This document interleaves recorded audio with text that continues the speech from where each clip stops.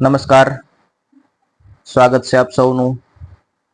આજે આપણે જોઈશું એક સૈનિકની આત્મકથા નિબંધ। ચાલો જોઈએ। હું મારી વીત કથા આત્મનિવેદન સ્વરૂપે તમારી સમક્ષ કહેવા હયાત છું। એ જ મારું દુર્ભાગ્ય છે। અન્ય શહીદોની જેમ મને પણ મરવાનો ભવ્ય પ્રસંગ મળ્યો હોત તો કેવું સારું, પરંતુ માંગ્યું મોત કોને મળે છે? હા, શહીદોની જેમ મારી આત્મકથા રોમાંચક છે, સાહસથી ભરેલી છે। હું દેશભક્ત ભારતીય સૈનિક છું। મારા માટે મારો દેશ ભગવાન સમાન છે। મેં તો મારી માતૃભૂમિને દુશ્મનોના હાથમાંથી બચાવી છે। સ્વર્ગ સમા કાશ્મીરને દુશ્મનોના હાથમાં કેમ સોંપી દઉં? હે ભગવાન, મારા દેશને બચાવજે। ભાઈઓ, અત્યારે મારા શરીરમાં મને ખૂબ પીડા થઈ રહી છે। દુશ્મન સૈનિકોની ગોળીઓનો શિકાર બની ગયો છું। એક ગોળી મારા જમણા પગે, એક ગોળી મારા ડાબા પડખે ને એક ગોળી જમણા પગમાં વાગી ગઈ છે। તેથી સખ્ત પીડા થઈ રહી છે। હું મારી આપવીતી સંભળાવીને જ જંપીશ। હા, મારો જન્મ કુલુ મનાલીના પહાડી પ્રદેશમાં થયો હતો। મારા પ્રદેશમાં ખેતીવાડીને લાયક ફળદ્રુપ જમીન બિલકુલ રહી નથી। તેથી અમે બધા યુવાનો બાળપણથી જ સૈનિક શાળામાં ભણી લશ્કરમાં જોડાયા છીએ। મારા દાદાજી અને પિતાજી પણ લશ્કરમાં સૈનિક હતા અને તેઓએ વર્ષો સુધી ભારત માતાની સેવા કરી હતી। એમની પ્રેરણાની વાતો સાંભળીને જ હું સૈનિક બન્યો।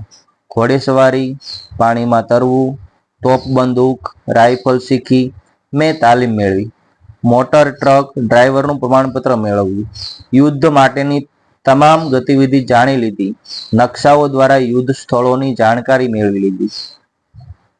ભારતને આઝાદી મળી તે પછી પહેલીવાર મેં હૈદરાબાદની પોલીસ કાર્યવાહીમાં નિજામની સેનાનો સામનો કર્યો।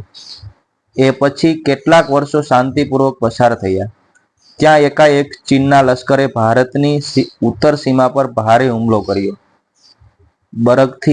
બરફથી છવાયેલા પ્રદેશમાં અમે અમારા સૈનિકો સાથે ચોકીઓ બનાવી ત્યાં જ મુકામ કર્યો। અમારી પાસે આધુનિક શસ્ત્રો હતા। અમે હજારો સૈનિકોને મોતને શરણ કરી। આ વિસ્તારમાં એકાએક દુશ્મન દળના આતંકવાદીઓ આવી ગયા। ત્યારે મેં જાનના જોખમે છુપાઈને તે 5 આતંકવાદીઓને ઢાળી દીધા। યુદ્ધ વિરામ બાદ હું મારા વતનમાં રહેવા ગયો। મારા પરિવાર સાથે મેં થોડા દિવસ પસાર કર્યા। ત્યાં એક દિવસ મધરાતે મને સંદેશો મળ્યો અને હું પાછો સરહદ પર હાજર થઈ ગયો। પાકિસ્તાનના સૈનિકોને ઉગ્રવાદીઓએ કાશ્મીર પર આક્રમણ કર્યું હતું।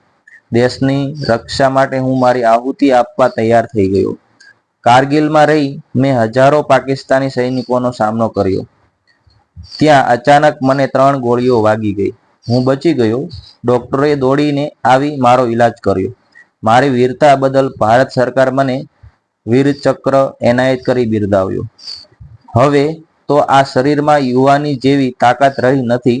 તક મળશે તો તરત હું મારા દેશ માટે પ્રાણ કુરબાન કરવા તૈયાર છું। હવે તમારી રજા ચાહું છું।